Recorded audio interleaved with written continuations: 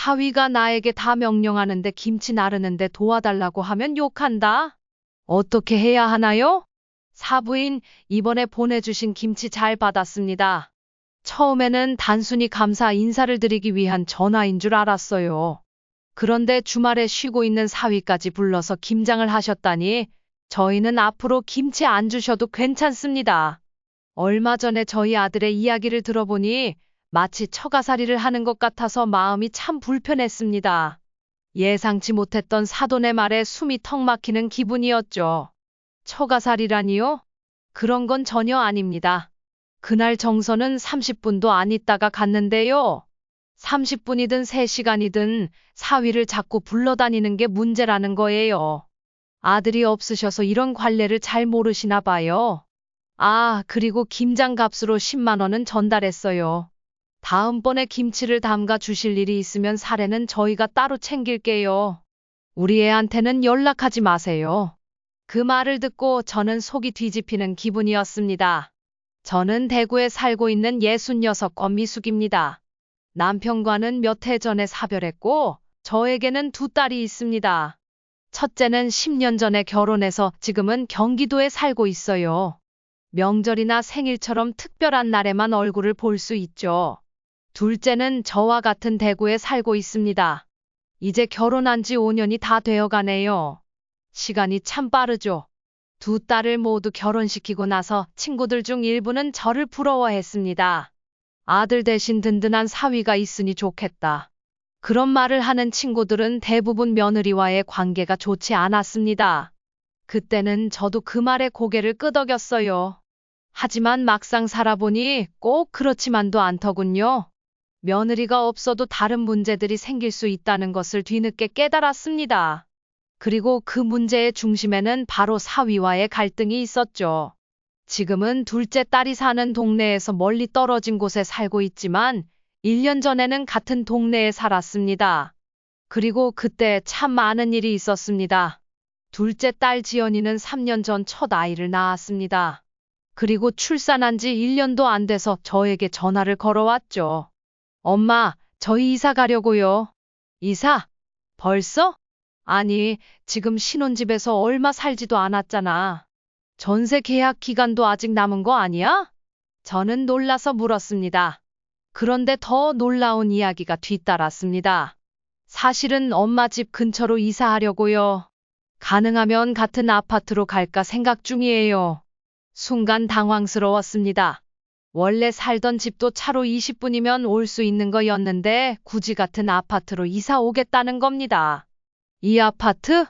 왜 여기로 이사 오겠다는 거야? 엄마, 이제 내가 출산 휴가도 끝나고 복직해야 하니까 엄마가 은수를 좀 돌봐주셨으면 해요. 예전에도 한 번씩 봐주셨잖아요. 그래서 엄마랑 가까이 살면 좋을 것 같아. 아무래도 걸어 다닐 수 있는 거리에 살면 서로 편하잖아요. 사실 예전에도 둘째 집에 가서 손주를 봐주곤 했습니다. 이제 막 출산한 딸의 몸조리를 위해서였죠.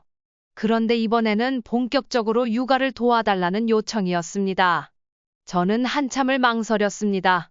주변에서 육아 문제로 가족 간 관계가 나빠지는 경우를 한두 번 본 게 아니었거든요.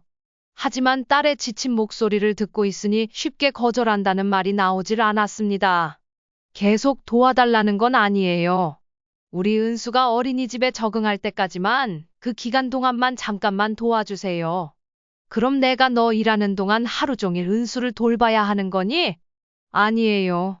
오전에 은수 어린이집에 데려다 주면 거기에서 점심 먹고 낮잠까지 자요. 오후 4시쯤 데려오면 되니까 그때부터 퇴근할 때까지만 봐주시면 돼요. 정서방은 뭐래? 정서방도 괜찮대요. 그럼요. 둘 다 바빠서 아이 돌보기가 쉽지 않으니까 지금 이사 가자는 이야기까지 나온 거죠. 그동안 저는 결혼한 딸들과 적당한 거리를 유지하며 살아왔습니다. 괜히 가까이 있다가 서로 불편해질까 봐요. 그런데 이번에는 사위까지 원한다고 하니 저도 마냥 거절할 수는 없었습니다. 지연이와 사위는 둘 다 괜찮은 직장에 다니고 있었습니다. 하지만 두 사람 모두 일이 무척 많은 편이었어요. 제가 생각해봐도 어린 손주를 돌봐줄 도움의 손길이 필요해 보였습니다. 제가 알았다고 하자 그 뒤로 모든 일이 일사천리로 진행되었습니다. 딸과 사위는 2달도 채 안 돼 제가 사는 동네로 이사를 왔습니다. 같은 아파트는 아니었지만 바로 옆에 붙어 있는 아파트로 이사 왔습니다. 걸어서 10분밖에 걸리지 않는 거리였죠. 그리고 그때부터 손녀가 어린이집에 적응하는 1년간 저는 매일같이 딸의 집으로 출근했습니다. 그런데 손녀가 어린이집에 적응한 이후로도 계속 딸의 집을 오가게 되었습니다. 가까이 산다는 이유 하나 때문이었죠. 물론 제가 원했던 일은 아니었습니다. 하지만 여전히 딸과 사위는 제 도움을 바라고 있었습니다. 그동안 도와주는 게 습관처럼 굳어져 있던 저는 바보같이 딸과 사위의 부탁을 계속 들어줬습니다. 엄마, 오늘 제가 야근이라 은수랑 정서방 저녁을 좀 챙겨줄 수 있어요? 뭘? 내가 가서 밥을 챙겨? 정서방이 직접 차려 먹으면 되잖아. 정서방만 있으면 그러라고 하겠죠. 근데 정서방이 은수 밥을 챙기는 건 어려워해서요. 죄송해요. 이번만 좀 부탁드릴게요. 갑자기 이런 전화가 오면 어쩔 수 없이 저는 앉은 자리에서 일어나야 했습니다. 하긴, 사위가 직접 할 수 있었다면 애초에 이런 전화를 했겠어요? 그동안 제가 오가며 눈에 보이는 집안일을 하나씩 해주던 것이 화근이었습니다. 딸은 물론이고 사위까지 집에서 손가락 하나 까딱하지 않는 것이 버릇이 된 듯했죠. 예전에는 딸이 부르면 바로 달려가곤 했습니다. 하지만 이제는 나이도 들고 몸도 예전 같지 않았어요. 웬만하면 저들끼리 해결했으면 하는 마음이 들었습니다. 그런 저를 보고 친구들은 한마디씩 했죠. 지금 손주랑 사위 밥을 챙기러 간다고? 아니, 사위는 손이 없대? 아이고, 할 수 있었으면 진작 했겠지. 자식들이랑 가까이 살면 고생길 열리는 거네. 아주 큰 교훈 배웠다. 그러게, 나도 이렇게까지 될 줄은 몰랐네. 딸네 집으로 발걸음을 옮기며 한숨을 쉬었습니다. 언제까지 이렇게 지내야 할지 막막했습니다. 하지만 딸과 사위는 이런 생활에 이미 익숙해진 것 같았습니다. 오셨어요? 집에 도착하자 사위가 피곤한 표정으로 문을 열어주었습니다. 손에는 핸드폰을 들고 있었죠. 저와 눈도 마주치지 않은 채 핸드폰 화면만 쳐다보고 있었습니다. 그러고는 어슬렁어슬렁 걸어가더니 소파에 털썩 주저앉았습니다. 손녀는 거실에서 TV를 보며 놀고 있었습니다. 애니메이션에서 눈을 떼지 못하고 있었죠. 부녀가 모두 화면만 쳐다보고 있는 상황에서 저는 거실에 우두커니 서 있었습니다. 은수가 배고파지진 않던가? 은수요? 괜찮던데요. 어차피 이제 밥 먹을 거잖아요. 그래. 지연이는 언제 돌아오는지 들었나? 글쎄요. 모르겠네요. 한번 전화해 보세요. 사위는 소파에 늘어지게 걸터 앉은 채 핸드폰 화면에서 눈을 떼지 않고 대답했습니다. 더 이상 귀찮게 하지 말라는 분위기가 느껴졌습니다. 저는 집안을 한번 쭉 둘러보았습니다. 사위가 벗어놓은 양말이 거실 한쪽에 아무렇게나 떨어져 있었습니다. 빨래통에는 수건이 가득 쌓여 있었고 손녀의 장난감은 집안 곳곳에 어지럽게 널려 있었습니다. 제가 매일 출근 도장을 찍지 않은 뒤로 집은 늘 어수선했습니다. 맞벌이를 하느라 바쁜 건 알지만 집에 있으면서도 치우지 않는 모습은 이해하기 어려웠습니다. 특히 퇴근한 지 한참 되었을 사위는 그야말로 손가락 하나 까딱하지 않았습니다. 그런 사위의 모습을 보면 더욱 회의감이 들었습니다. 저는 사위에게 밥을 차려준 후 손녀의 저녁을 챙겼습니다. 손녀에게 밥을 먹이고 있는데 밥을 후다닥 먹은 사위가 자리에서 일어났습니다. 저는 할 일이 있어서 방에 먼저 들어갈게요. 알았네. 그렇게 사위는 안방으로 들어가 문을 굳게 닫았습니다. 그 안에서 무슨 일을 하는지는 몰랐습니다. 하지만 문틈 사이로 보이는 모습은 항상 침대에 누워 핸드폰을 만지는 것이었습니다. 제가 처음 아이를 봐주러 왔을 때만 해도 사위는 이렇지 않았습니다. 하지만 누군가 대신해줄 사람이 있으니 점점 게을러진 것 같았습니다. 사위가 먹고 일어난 흔적이 식탁 위에 그대로 남아 있었습니다. 저는 작게 한숨을 내쉬며 그릇을 치웠습니다. 속으로는 몇 번이고 참고 또 참았습니다. 아무리 가까운 사이여도 사위에게 쉽게 이거 해라, 저거 해라 말할 수 없었습니다. 그렇다고 야근하고 돌아온 딸이 집안일을 하는 모습을 보는 것도 마음이 불편했습니다. 결국 저는 또 제 몸을 움직이고 말았습니다. 세탁기를 돌리고 건조대에 걸려있던 옷도 정리했습니다. 거실에 어지럽게 널려있던 장난감도 치웠습니다. 먼지가 쌓인 거실 바닥을 닦고 있을 때 딸이 들어오는 소리가 들렸습니다. 다녀왔습니다. 정서방은 그때도 나오지 않았습니다. 안방 문은 여전히 굳게 닫혀 있었습니다. 고생했다. 저녁은 먹었어? 회사에서 간단하게 먹었어요. 그런데 엄마, 또 청소까지 했어? 집이 깨끗해졌네. 딸은 미안해하면서도 깨끗해진 집을 보고 좋아했습니다. 밤늦게 퇴근해서 집안일까지 할 생각을 했으면 정말 힘들었겠죠. 저는 할 일을 다 마치고 짐을 챙겨 일어났습니다. 여보, 엄마 이제 들어가신다. 딸이 안방을 향해 외치자 그제서야 방문이 빼꼼 열렸습니다. 정서방은 얼굴만 살짝 비춘 채 무심하게 말했습니다. 들어가세요. 문 밖으로 나올 생각은 전혀 없어 보였습니다. 그래, 편하게 쉬게. 저는 힘없이 대답하고 집을 나섰습니다. 어느새 시간은 밤 9시를 넘겼고 밤하늘에는 별이 총총 떠 있었습니다. 이제 그만해야지. 하면서도 언제, 어떻게 그만둬야 할지 잘 몰랐습니다. 이런 일이 어쩌다 한 번이라면 기쁜 마음으로 도와줬을 겁니다. 하지만 일주일에 서너 번씩 수시로 호출을 받아 딸네 집으로 가야 했습니다. 고역도 이런 고역이 없었어요. 그리고 최근 들어 사위의 태도가 더 예민해진 것도 저에게는 큰 스트레스였습니다. 그날 저녁 집을 나서기 전 빨래를 정리하고 있었습니다. 그때 딸도 함께 있었습니다. 그런데 사위의 바지 주머니에서 돌돌 뭉친 종이가 나온 겁니다. 아이고, 이런! 이걸 안 꺼내고 빨래를 했구나. 저는 중얼거리며 바지를 살펴봤습니다. 주머니 안에는 종이 먼지가 잔뜩 붙어 있었습니다. 먼지를 털어내야겠다는 생각에 테이프를 가져와 조심스레 먼지를 떼기 시작했어요. 그때 갑자기 쿵쿵거리며 사위가 다가왔습니다. 평소에는 저에게 다가오는 일이 거의 없는 사위였기 때문에 저는 그가 저에게 오는 줄도 모르고 먼지를 떼는데 열중하고 있었습니다. 그러다 사위가 갑자기 제가 들고 있던 바지를 획 낚아챘습니다. 너무 갑작스러운 행동에 어안이 벙벙했습니다. 제가 알아서 할게요. 그냥 좀 두세요. 사위의 목소리는 날카롭고 단호했습니다. 평소와는 전혀 다른 태도였고 저는 어찌할 바를 몰랐습니다. 딸도 황당한 표정으로 저희를 바라봤습니다. 그 짧은 순간 사위의 얼굴에서는 분명한 불만과 짜증이 읽혔습니다. 분위기가 순식간에 차갑게 얼어붙었습니다. 아니, 왜 저렇게 예민하게 굴어? 딸은 당황한 목소리로 사위를 쳐다보며 말했습니다. 하지만 사위는 아무런 대꾸도 하지 않고 방문을 쾅 닫으며 들어가 버렸습니다. 사실 딸은 아직 몰랐겠지만 저는 꽤 오래전부터 느끼고 있었습니다. 사위가 저에게 점점 예민해지고 있다는 걸요. 저녁을 차려주면 간이 싱겁다. 거나 반찬이 별로다. 라는 말을 툭툭 내뱉곤 했습니다. 처음에는 대수롭지 않게 넘기려고 했습니다. 하지만 그런 일이 반복될수록 사위의 말투와 태도는 마치 저를 타박하는 듯 했습니다. 청소를 할 때도 마찬가지였습니다. 제가 거실을 정리하다가 실수로 사위의 물건을 건드리면 여지없이 날카로운 반응이 돌아오곤 했습니다.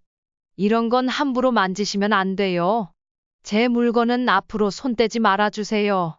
그럴 때마다 저는 조용히 물러났지만 속은 쓰리고 불편함이 쌓여갔습니다.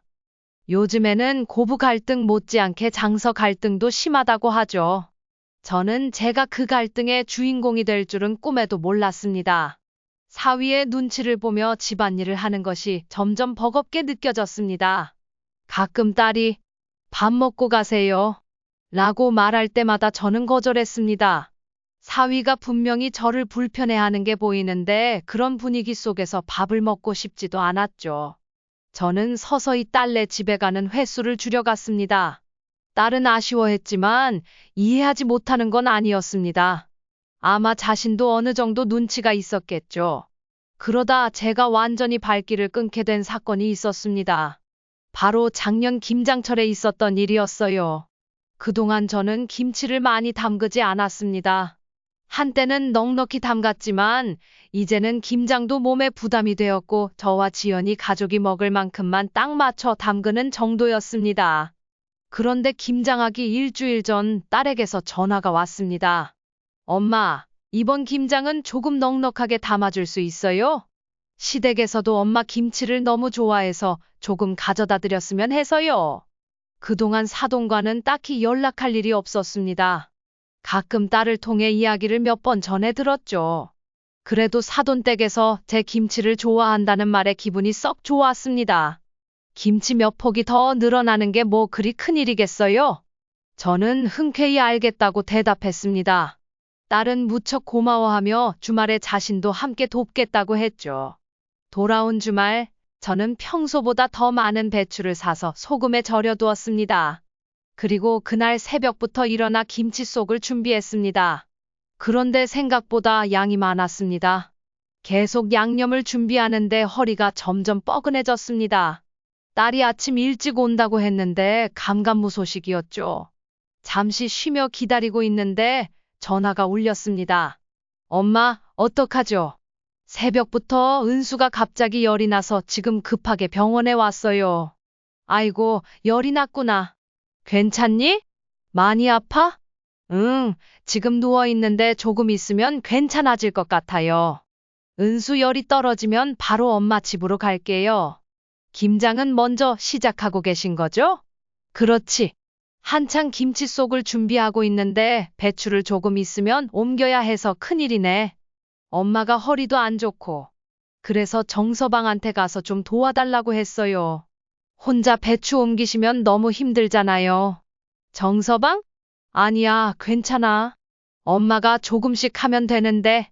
어차피 지금 딱히 다른 일도 없어서 그냥 집에서 누워 있다던데요. 딸이 정서방을 보낸다는 말에 저는 마음이 불편해졌습니다. 괜히 핀잔을 들을 것 같았거든요. 딸은 곧 도착할 거라며 전화를 끊었고 사위는 30분 정도 후에 집에 도착했습니다. 김장을 많이 하신다면서요? 배추만 옮겨드리면 돼요. 사위는 성큼성큼 거실을 가로질러 맞은편 베란다로 갔습니다. 그곳에는 커다란 고무대야 4통의 절인 배추가 잔뜩 쌓여 있었습니다. 모두 주방으로 옮겨야 했습니다. 혼자 들어도 괜찮겠나? 무거우면 같이 들까? 아니요, 저리 비켜보세요. 혼자 드는 게 나아요. 사위는 저를 보고 물러서라고 고개짓을 했습니다. 괜히 걸리적거릴까봐 저는 후다닥 뒤로 물러섰습니다. 사위는 얼굴이 벌개진 채 낑낑대며 배추가 담긴 고무대야 4개를 옮겼습니다. 힘들었는지 이마에는 땀방울이 송글송글 맺혔습니다. 배추를 모두 옮긴 후 사위는 허리를 쭉 펴고 딱딱하게 굳은 얼굴로 저를 돌아봤습니다. 그 눈빛에서 얼마나 짜증스러워하는지 느껴졌어요. 저도 모르게 어깨가 움츠러들 정도였습니다. 다 됐죠? 그럼 이만 들어가 볼게요. 아이고, 고맙네. 어서 들어가 보게. 역시나 딸이 괜히 사위를 보냈구나 싶었습니다. 그렇지 않아도 불편한 사위를 부려먹은 것 같아 마음이 좋지 않았죠. 하지만 한편으로는 자신들도 먹고 사돈댁에까지 가져갈 김치인데 저렇게까지 정색할 필요가 있나 싶기도 했습니다. 그 후 얼마 지나지 않아 딸이 도착했고 함께 김장을 마무리했습니다. 딸은 커다란 김치통 3개의 김치를 가득 눌러 담았습니다. 그리고 감사 인사도 잊지 않았습니다. 고생스럽긴 했지만 무거운 김치통을 들고 든든한 표정으로 돌아가는 딸을 보니 마음이 뿌듯했습니다. 정서방이 함께 먹으라고 삶은 수육까지 챙겨 보냈습니다.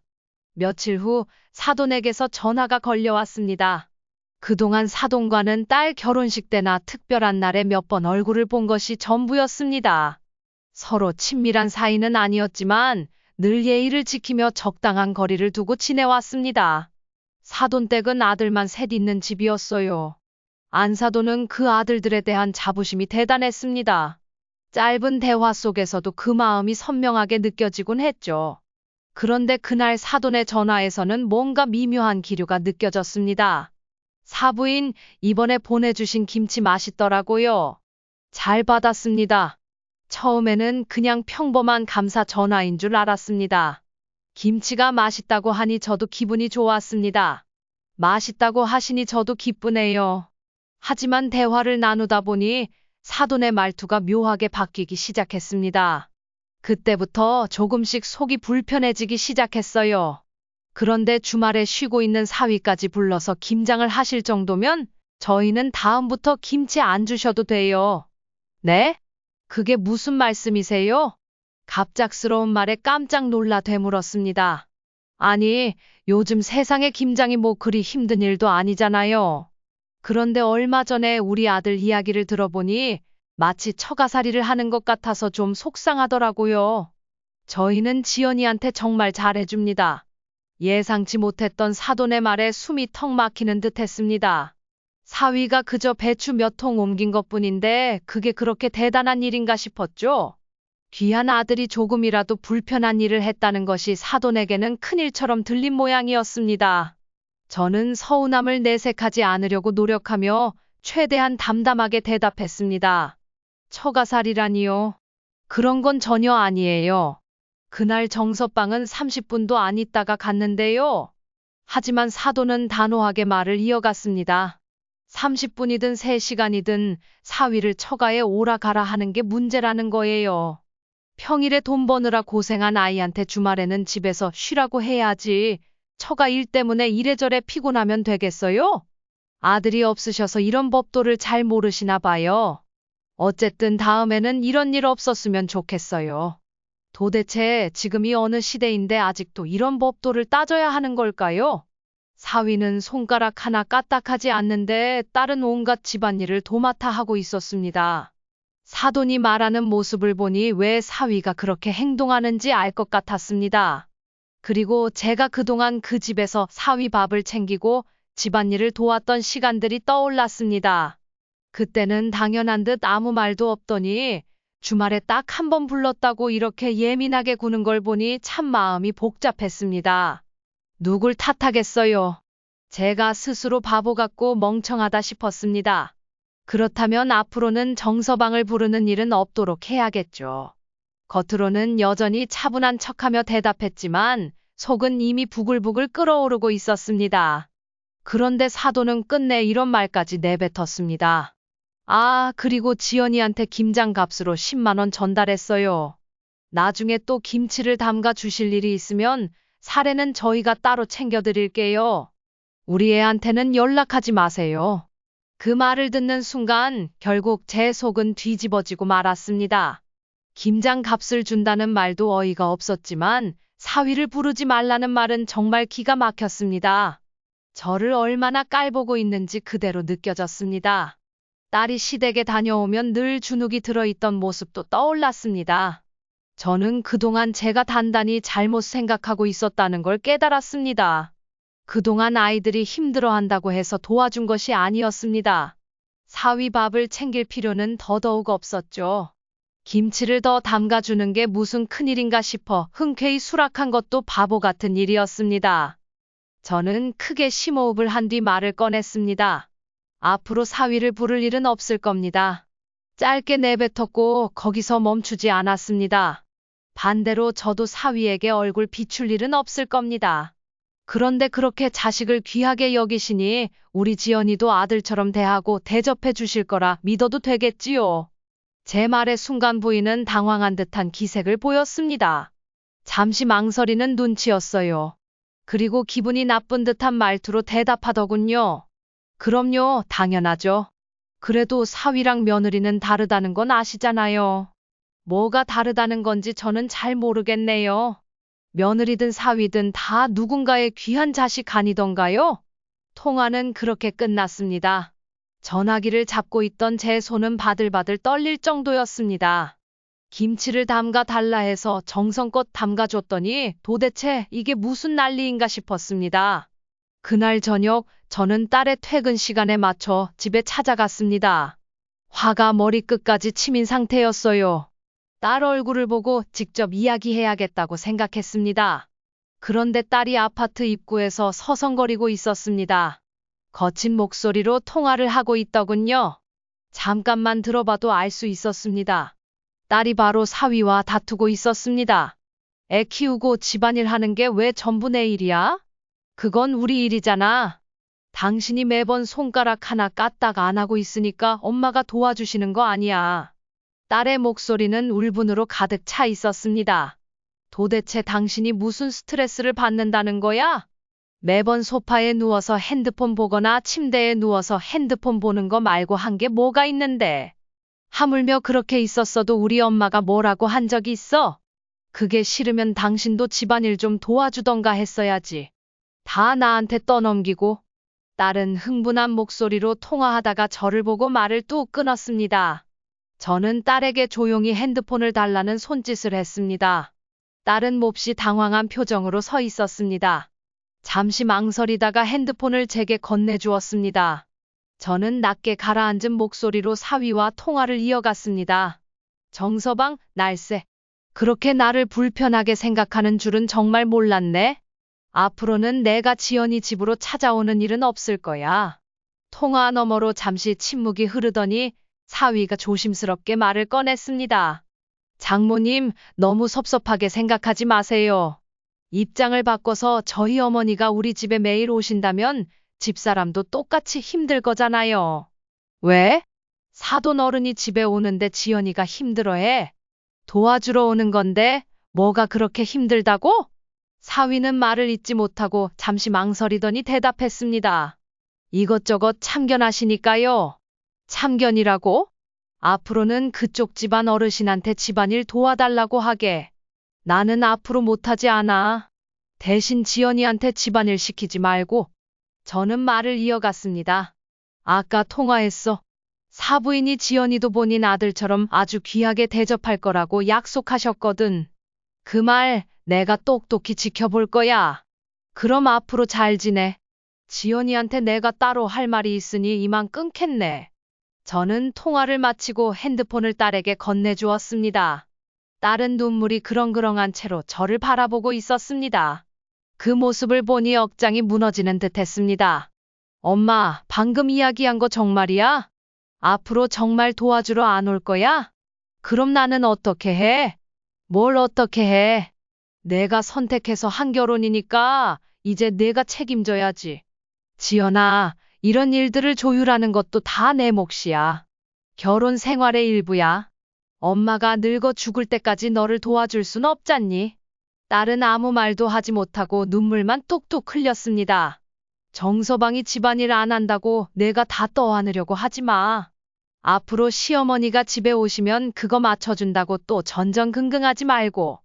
자신 없으면 그냥 회사에서 늦게 들어가. 제가 말을 이어갔습니다.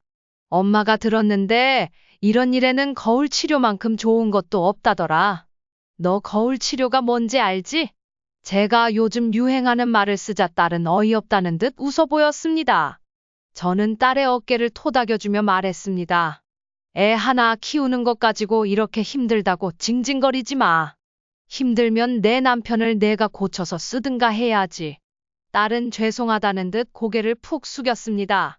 엄마는 이사 갈 거야. 아예 다른 동네로. 너무 가까이 붙어 있으니까 괜히 이상한 분란만 생기잖아. 아무리 그래도 그렇지 이사까지 갈 필요가 있어요. 그냥 정서방이 최근에 회사 일로 좀 예민해서 그런 건데 아무리 예민하다고 해도 장모한테 그렇게 행동하는 게 정상은 아니지. 그리고 우리도 서로 의존하지 말자.